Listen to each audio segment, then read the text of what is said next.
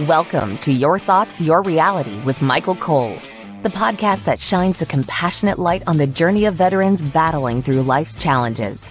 Michael is a dual elite certified neuroencoding specialist in coaching and keynote training presentations, dedicated to guiding military veterans as they navigate the intricate pathways of post-deployment life. Join him as we delve into the profound realm of neuroencoding science, empowering these brave individuals to conquer universal battles, procrastination, self-doubt, fear, and more. Together, let's uncover the strength within you to re-engage with families and society, forging a new path forward. Hello, everybody. So today we have my friend, honored to have back on again as a repeat guest, retired Lieutenant Colonel Tina Parker. We're going to dive into some more stuff and just super excited to kind of get started. And before we do, I just want to remind everybody to scan the QR code at the top right-hand corner. It gives you resources to free ebooks and resources and everything for veterans and their families. So please take advantage of that. And so with that, it's, of course, also you can go to empowerperformancestrategies.com for that information if you're listening on the podcast, on Apple Music, etc. So Tina, I love you're back. Yay! Yay! Thanks for having me back, Michael. I will have you back every day if you want to be here. Well, shoot, I think we probably have something to talk about every day, so that'd be fine. Literally. So Tina is a dual elite certified neuroencoding specialist. She is the owner of Lead Outside the Lines and just a fantastic person inside and out. Love you to death. Tina, so if you can, why don't you share a little bit about your journey, who you are, of course, and from serving as a lieutenant colonel in the military for over 20 years, and then becoming a neuroencoding specialist and founder of Lead Outside Your Lines. You want to talk a little bit about that so people can get to know you like I know you? Sure. Yes. So I'm served for 23 years, 7 years active duty in the Air Force and 16 reserve. And for me, what was so impactful is like I came up in the military, right? My dad served, both my grandfathers served. And I actually wasn't even thinking of joining until I was halfway through college, right? And then I just thought, what am I going to do with my life, right? We all get this moment in our life when we're like, how am I actually going to survive in this world? Right. And so I gave it a shot. I joined ROTC and I loved it. And it challenged me in ways that I probably wouldn't have challenged myself otherwise. And just the camaraderie and obviously the people that we get to work alongside and grow alongside, and amazing opportunities throughout my 23 years. So super, super grateful for that. And what I came to understand though, throughout that time is why I do Lead Outside the Lines now, why my company's called Lead Outside the Lines, is I started to look back at when were the times that I felt most successful. When were the times that my team was most successful, right? We were gelling and things were going well. We were creating amazing impact. And I thought to myself, what was at play when that was happening? And what was actually at play is that each of us brought our unique gifts to the table, right? We didn't come at it and try to fit ourselves into the mold of what you think you're supposed to be, right? When you're in the military and you're in a certain environment. And so, but the other part of that too was it took me a while to figure that out. Hey, Tina, some people, they never figure it out. So that you had the wherewithal, if you will, to go in that space for yourself, the world's a better place, my friend. Thank you. I know I'm a better person because when I hadn't quite figured it out yet, I was doing all the things, right? Just running on that hamster wheel. And we get into it. We get conditioned like I have to do. I have to show up. I think last time we were talking, it came up like, suck it up, buttercup, like figure it out. Right. And but the secret sauce of life is to chart your path, even in an environment when you think you have to toe the line, so to speak. Yeah. Right. And so that's what I really want to help people connect to, is breaking through these invisible barriers that we just get stuck in sometimes. And that's what neuroencoding is so brilliant at. Right. And then connecting really to who we are and our authentic gifts so that we can live in alignment with who we are and into a bigger story of what's possible for our life. Absolutely. And you talk about neuroencoding, and of course that's very big, I think, for both of us. So there's these, defaulting back to your better self or your best self, when you realize this isn't my integrity, this isn't where I am. So figuring out what those gifts are and then being able to do that is an amazing thing for any person. So yeah. So question for you, and thank you for sharing that. Do you want to share any more about that? As far as just really, for high achievers, it was funny. I was talking just this week with a senior VP of one of the major defense contractors. And she shared with me, she's like, I really thought military people were just so much more structured than everybody else. And she goes, but that's not really it. She goes, what I'm noticing is like, they're just really high achievers. They're hard chargers. They're type A. They're like, let's go and let's make it happen. Right. And so what we were talking about is like the structure is our internal structure. That's what we really have to tap into is how am I wired? What matters for me? Right. And so we burn ourselves out. A lot of us, a lot of military folks are like, and a lot of people in general, but military specifically, we're on the brink of burnout and we're like, I just can't stop. I have to keep going. Right. Suck it up, buttercup. Exactly. But it's not all the things we're doing that's causing the burnout. It's that we are not in alignment with who we truly are. And we're not showing up in our best, in our authenticity. We're fighting against ourselves, right? That's what's causing the burnout. Right. And so it's a different shift, but it's amazing when you can connect to that, how much easier everything gets. Man, I love that. I love that. So would you also say part of that burnout is because it's just a job in a sense, and you've kind of lost the sense of purpose and what you really want sometimes? For folks who have transitioned, there is, even if you don't notice it until after you have retired or left the military, there is a camaraderie. There is a sense of I'm a part of something bigger than me. And that gives us energy, right? That's fulfilling and meaningful. And so I know for a lot of folks, and I saw this when I transitioned as well. I left active duty because I thought, oh my gosh, I think there's something else out there for me. I know the Air Force because I was born into it. Right. I don't know the other side. So let me go see what's going on there. And the reason I came back to the reserve is because I missed that sense of service and that meaning. Right. And it's the juice is in us figuring out what that meaning is for us, not because it's something around us, but it's something within us that we're bringing out. Yeah, absolutely.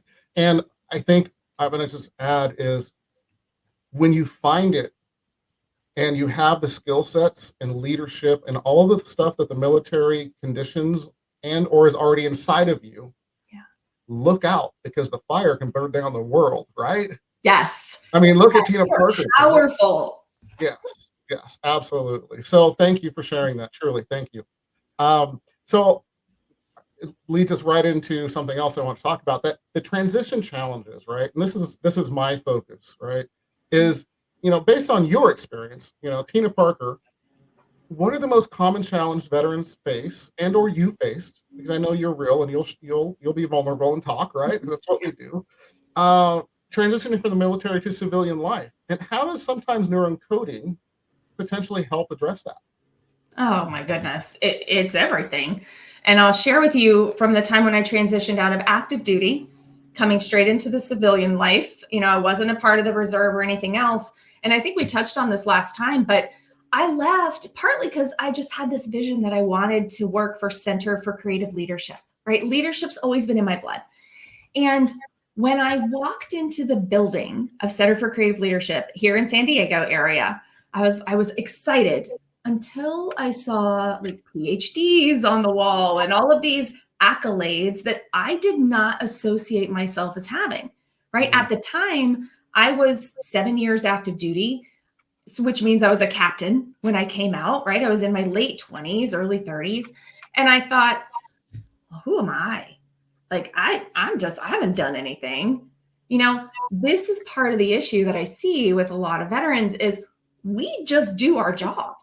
right? You get plucked into a position when you're military and you just do it. You figure out how to make it work. So we don't always recognize the genius that we have. We don't recognize all the skill sets that we bring to the table, right? We don't recognize our worth and our value. And even when we start to, we're like, how do I communicate that? Right. That's a really big barrier for a lot of us when we're making the transition. Right. And I think for me, when I left the reserve, I retired a year and a half ago. Right. Started this business. I started it 4 years ago, was doing the dual thing. Right. And now it's full on. There's still some conditioning in there that, like, I even made a meaning around sales. Right. That neuroencoding, I use neuroencoding to help me shift this mindset and this way of thinking, the story. Basically, I was telling myself that sales is transactional and it's sleazy, right? It's not. I've been selling my whole life. As a leader, we're selling ourselves and other people on a direction to move, things to do, ways of being, right? We're always selling. And so, but there we get conditioned about certain things, especially in the military, that when we're made aware of that conditioning, then we can shift it. And that's where neuroencoding comes into play. Yay. Yes. It really is fantastic. So for me, we own 2 companies, and for the construction company years ago, I changed it from being sales to I'm leading people and helping them as I do it. Yep. And it's not sales anymore. And it's fun because no one wants to sell. No one wants to be sold. It's service is what it is. You're serving and you're providing something of value. And if they choose to use it and do it, great. Yes, right? Absolutely. But we get stuck in meanings around things, whether it's sales or anything else, right? It's the meaning that we give it that makes it what it is to us. I was just going to say that. You're fantastic. You're absolutely fantastic. So, some personal insights, if you will. What are some of the most rewarding aspects of your work with Lead Outside the Lines? And what challenges maybe do you see on the horizon that you already know you're going to be dealing with, if you will? But let's start with, the most rewarding. Yeah. Look at that smile. Hold on. Just look at that. I love it. I love this work, because what's so rewarding for me is when someone's kind of stuck in their stuff and they know that there's something bigger for them. They feel it. They feel a pull to the next level, right? But they're like, there's this barricade, this block. I'm stuck somewhere and I'm on the hamster wheel and I can't get off of it, right? Right. When we have the conversations and we start peeling the onion back and we discover this invisible inner barrier, like the meaning around something, right? And then people didn't even realize, wait a minute, that's what was getting in my way. When you can see it, you can never unsee it, right? And that's what's so exciting, because when they see it, they're like, oh. And then we have the tools, you and I and others that are in the neuroencoding community and other certifications that we have collectively, right? We have the tools to help people shift beyond that block and step into where they truly want to be in life. And that is the most exciting, because we all have dreams. We all have these gifts to bring to the world. And we just sometimes get stuck because we don't know what steps to take next. Right. Absolutely. And so what's so rewarding is just to help people clear away the blocks and take those steps with confidence. Yeah. Once you have that, once someone has, whether it be yourself or a client or whatever the case may be, they have the aha moment, or I also call them the oh shit moments. Because that's how it becomes a belief. Yeah. When you realize it, not when someone's telling you what to do. And that's the difference, I think, with coaching, is when you know. When someone's telling you, it's like, okay, yeah, that makes sense, but I'm not going to probably do it. Yeah, because you're not connected to it. Absolutely. Right. Absolutely. But when you discover it, just because of the questions that we ask and the space that we hold to allow people to go into parts of their mind and body that they may not normally go, right? That realization for themselves, it sticks. Yes. 100%. And you're right. That's the difference in coaching. We help make the invisible visible, and then create what you want. Absolutely. Yeah. Thank you. Yeah. So questions. This is I love the question. It's a little bit sensitive, but it needs to be talked about. That I truly believe that we need to bring light, and even more so, remove the darkness around things like this. I mean, you see, you already know what I'm going to go. So, in your work specifically, how do you address the complex mental health issues, or mental mindset is really what I like to call it, more so than mental health, challenges that veterans face, such as PTSD and anxiety and depression, and families. And let's call it what it is. It's not just veterans and their families. It's also people that have been through trauma, whether that be, being beat up on the street, rape, things like that. So, what are some thoughts there? So one is that all of us have had trauma in our lives. Yes. Right? And sometimes we can feel like, oh gosh, I'm the only one who's dealing with this. Everyone else has figured it out, and that there's something wrong with me. And that is not true. It's not true at all, because all of us have things that we're dealing with. And I get it. I've been there. I didn't want to talk about the loss of my son for a long time, because I thought nobody wants to hear about that. I don't want to bring people down. But when I started talking about it and just sharing, I was amazed by how many people were like, oh my gosh, I've had a similar experience. Thank you for creating a space for me, right? When we talk about it, it's not a sign of weakness, like there's something wrong with me. It's a sign of strength. Totally. Right. And I think one of the things that's really important for folks to recognize too, like, especially when it comes to PTSD and trauma, is we get stuck in these loops, right? That we just play out in our mind and in our body. There's a physiological reaction in our body when our mind holds images and visions of things that have happened, or we are worried that might happen, right? And so when there's techniques, there's a lot of great techniques to help folks shift that physiological reaction so that the mind can recognize this is something that happened before. I'm not in it right now. Right? That's the trigger that happens, especially for PTSD, is our body feels like we're in the moment. Right? And so there's so many techniques, and I really encourage people to be open to the various techniques and try it. You don't know till you try it, right? You don't know till you try it. Like, even for neuroencoding, I'm going to be honest with you. The mirror technique, like looking in the mirror, looking myself in the eye and saying, Tina, I love you. When I first heard that, I was like, okay, no. Like, I just was like, I'm just going to feel so ridiculous doing that. But let me share with you, the more I did it, I was like, okay, well, I'm going to do this because it's part of my certification. Well, whatever is the reason that you actually allow yourself to be open to it, it has opened up so much for me. It's a small little thing, right? But it has such a big impact. So, Michael, I know you have things to share about some of these techniques. I'm good. I'm just enjoying hearing someone else talking about it, So it's the mirror technique, first of all, for me, came very easy. It really did. And I love doing it because I truly, so everybody, let's just kind of explain if we can. So when you do a mirror technique, you're looking into the mirror, you're looking deep into your own eyes, where you can talk to your soul, you feel your soul, and you literally say, Michael, I love you. That's where you start. Of course, there's other things you can do after. But when it really starts creating self-love that a lot of people don't realize they don't have, because they have self-loathing and all the other, top 10, things that we do. So it really is one of the first techniques that we do. And Tina, I'm going to tell you something.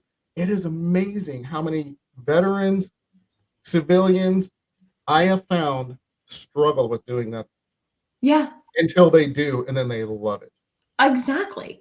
Yeah. And I'm an emotional person, right? So this kind of stuff, I'm all about it. But when Right. it came to really looking myself in the Mhm. eyes, for me, what I realized over time is that it's a receiving issue. Mhm. I give, right? And a lot of veterans, that's what we do. We service before self. We give, we give, we give. We never Absolutely. want to say, I need, I want, can you help me? We don't, yeah, we get to really connect it. That's all good. It happens. But that's the thing is This we is this is live, everybody. This is live, everybody. I put my phone on silent yeah, or sleep mode, and it's still someone got through. So yeah. this is not edited or structured. Go No, ahead, please. Tina. we're sitting here live. But so I just want to share though, because that's something that I found is I didn't realize that I didn't receive well. And it was my issue. It wasn't because, oh, nobody else can give me what I need. No, it was like, oh, I don't need anything. I'm fine. I give to everybody else. Mhm. Right. But what happened though for me is when I realized I don't receive well, I thought, how would I feel if I am pouring into other people and they're pushing me away? They're not receiving. Right. It feels like, gosh, did I do something wrong? Did I not give them what they need? Mhm. No. So it starts with us loving ourselves, seeing our greatness, and creating space for those around us to do the same. Absolutely, absolutely. And everybody listening now and in the future, try it. Try it. Try it. And here's the thing I tell everybody, friends, family, clients, and sometimes they're all. So you have to get uncomfortable sometimes to get comfortable and to break through for self growth, self love, whatever you want to call it. It's try it. Try it again. And again. And again. Yes. Thank you, Tina. Yes, absolutely. So really find a way to push through. And that's with anything in life if you want to be successful. Yeah. Being successful, you do the hard things and you push through them. So what's the mirror exercise or, I don't want to go to the grocery store, whatever the case may be, Whatever it or is. starting your own business or whatever, Mm-hmm. you have to get uncomfortable to get comfortable more times than not, I promise you. Well, and And that's the then, way our capacity grows. yeah, absolutely. And then it's comfortable. Then you go and you break through the next level, right? So, 18, I think you muted yourself. I did because my landscapers are right outside the window. That's okay. My phone's going off. We're fine. We're fine. So, thank you for sharing all of that. So, and we also bring this up, and this is, I think, the point of why we really brought this up is when you're in your shit, right? You are in those states. There are tools and tricks and things to move you out of them and get you back, sharing light, to into the darkness to remove the darkness. Yeah. Because there's generally both in the area. And if you can do that, how does that change your life?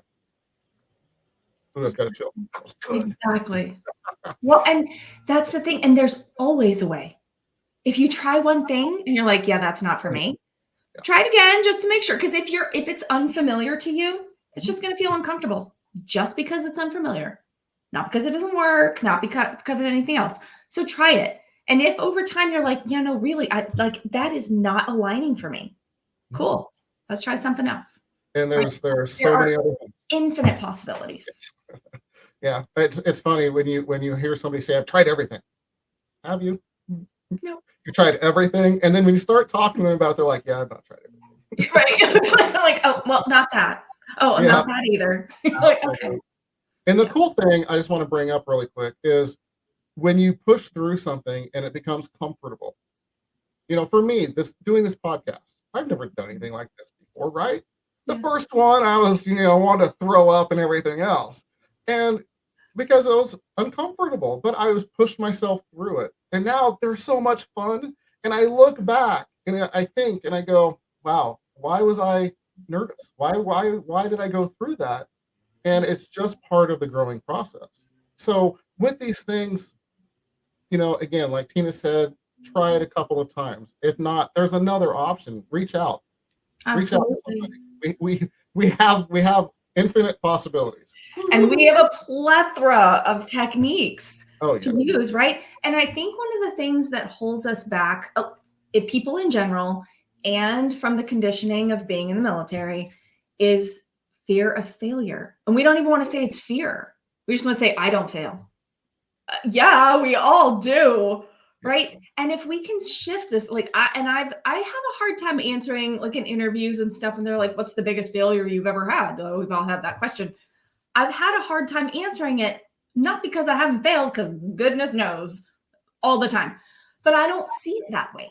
I see it as I learned something. What can I learn from it? What's being reflected to me that maybe I just haven't seen before? Like, it is a way of moving forward. And in fact, with AFWorks, the Air Force Innovation Catalyst, that was part of what I did right before I retired, is that was one of the greatest mindset shifts that we brought to the table because we were brought together to do it different. Right. And one of the things that we said was fail fast, right? Just fail faster so that we can figure out what not to do and move closer, faster to what does work.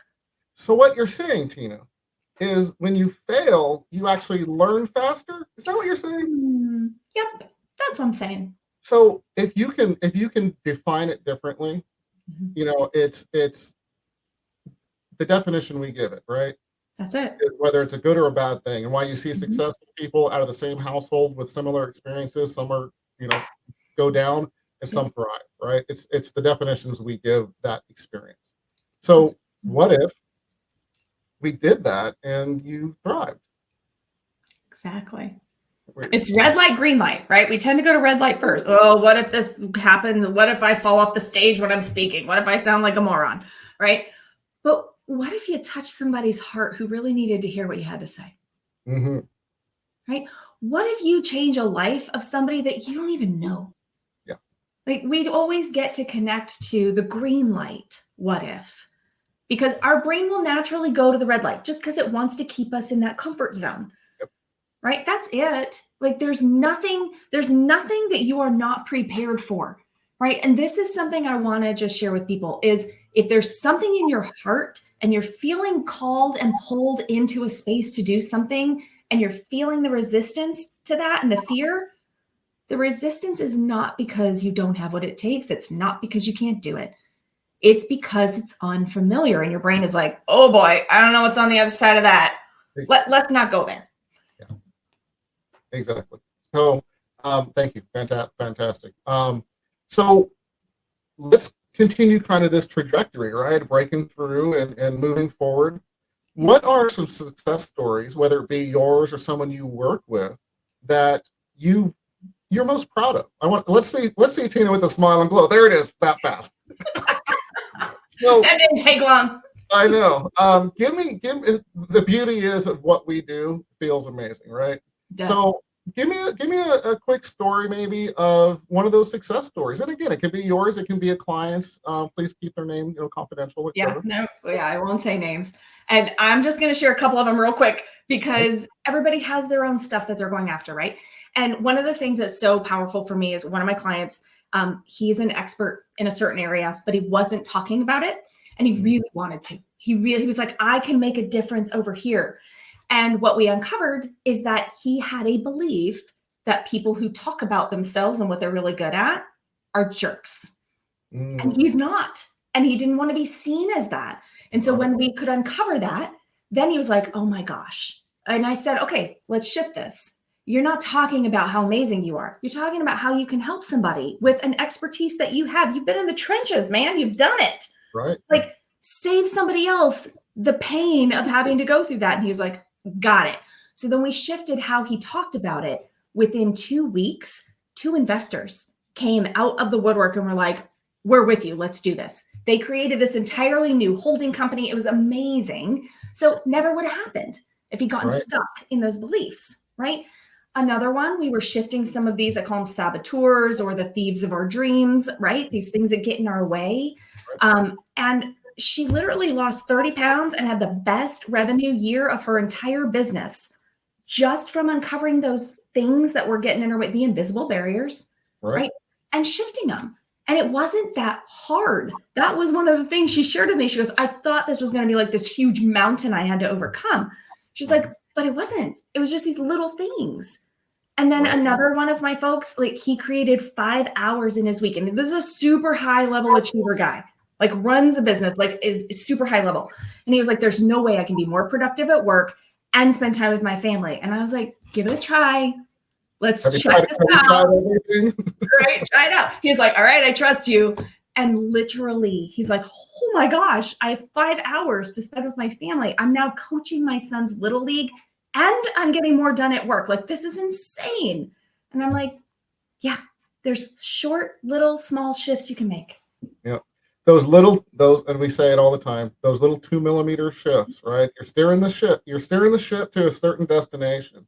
Well, if you move it 2%, 2 degrees, and you go 300 miles or you go 10 miles, whatever the case may be, kind of crazy how that trajectory changes. Absolutely. That's by making those small little changes.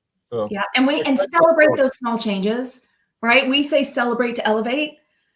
Celebrate the small changes because your brain wants to go back to what it knows. Mm-hmm. But when you can celebrate these small changes, it goes, oh, that's a thing. Okay, we kind of want more of that, right? Yeah. So you're training yourself when you're celebrating. So have at it and enjoy it. Absolutely. It releases all those good hormones and things from our brains and just feels good. So celebrate, put a smile on your face, celebrate, pat yourself on the back, get up and shake your ass. It's called have an attitude, you know. Attitude. Yeah, and it feels amazing. Look, we're both smiling just thinking about it. So those little things, and celebrate the little things. The little things. I got out of bed today. Woohoo! I brushed my teeth. You know, whatever the case may be, I exercise because you're going to want more and more of it, and it's easier to make those choices and make them happen, to break through uncomfortable to comfortable. Exactly. Right? So, yeah. In fact, I know we're out of time, but I wanted to share this one tip because it's a neurocoding tip, right? And so make a list of 50 things that you're celebrating, 50 things you've done in your life. And you might be like, I can't get up 50 things. You got out of bed, you brushed your teeth, right? Things that are really great. I had a client do this. She didn't think she had anybody she could rely on. And I said, make a list of 50 people you know. She was like, yeah, I can't do that. I'm like, yes, you can. Do not stop writing until you get it. She didn't even talk to these people. They started reaching out to her. It literally changes your vibration of your energy. So, yeah. And can I add to that amazing tip? When you do that and you change your vibrational energy, it's amazing what you start attracting and starts coming into your life. Exactly. You magnetize what you want. You magnetize your vibration. So if you're in the dumps, you're probably going to get more of what you don't want. Yep, absolutely. Absolutely. And, if you're in the dumps, change your physiology, shake your ass, smile, and it changes it. I appreciate you so much, Tina. You have no idea. It changes the game in an instant, and then take an action to move forward on something. Yeah. So, we're not saying just sit around and smile and hope that everything comes your way. We're saying smile to change your physiology so that you can take inspired action, right? With excited anticipation, as we talk about. Yep. Things will change for you. I still use that. I remember us talking, privately a long time ago, and it's still always stuck. It's a thing now. It is a thing now. So we're totally blowing past our time because we have way too much fun. And thank you. So tell us a little bit about a program I think that you have out. Yeah, so I did a free masterclass. It's 20 minutes. It's not a big, heavy lift, but it's a masterclass about the framework that I use to help folks really break through those inner barriers and get clear on what they want. It helps you to get aligned with yourself because when you're aligned, everything works faster and easier for you. And to shift into creativity versus reactivity, because when we're in a reactive state, we're in that cycle of fight, flight, right? Fight, flight, freeze, and trigger. And then how to communicate your value. Because when you can communicate your value in a way that others connect to it, the world opens up for you. So I will put it in the show notes or the comments, a link that folks can go and just watch that 20-minute masterclass. And hopefully it helps you take those steps in the right direction. Yeah, absolutely. And please take advantage of that. Tina, I'm not talking to Tina right now. I'm talking to you guys. Tina is amazing. If you don't do it, it's a disservice for yourself. I'm just going to say that to anybody listening. I believe it wholeheartedly. Okay, I'm talking to Tina again. So, you know how we end this in verse. We might go to the longest session yet. Tina, I'm not surprised. Tina, give us 3 tips to help veterans and their families with transition, moving further faster, moving forward in their life so they are thriving. Yeah. Oh, I would say the 3 major things at first is trust your gut. Right? We sometimes lose sight of how to do that. Really get back in touch with who you are and trust your gut because it will steer you in the right direction. Get clear on what you really want because that will open up your brain to start looking for possibilities and opportunities that are aligned, right? And then ask yourself generative questions, life-giving questions. One of the biggest and best things you can do for yourself is learn how to shift the questions that you ask yourself. Because just like a Google search engine or ChatGPT, right? AI is all the rage now. What you put in, you will get out. So if you can ask yourself generative questions, it will open up other possibilities for you. I love all of those. Love it. So how do people reach you? I'm on LinkedIn and Facebook, TP Sunshine 75. Sunshine is probably not a shocker for most people. You can find me there. You can also go to the website leadoutsidethelines.com. And I'd love to connect with anybody who wants to help yourself move further faster. Amen. Tina, I'm proud to call you a friend. Love you to death. I truly do. You're amazing. We're 37 minutes. I'm pretty sure we're the longest now. No. And before we go, I just want to say thank you, Michael. Thank you. Because this platform and what you're bringing to the world, veterans and those who are not veterans, it's so needed, and really, really appreciate you. Awesome. Thank you. Truly, it means a lot. So at that, we did the tips, how to reach you. I think we're good. So, hey, everybody, we're out of here.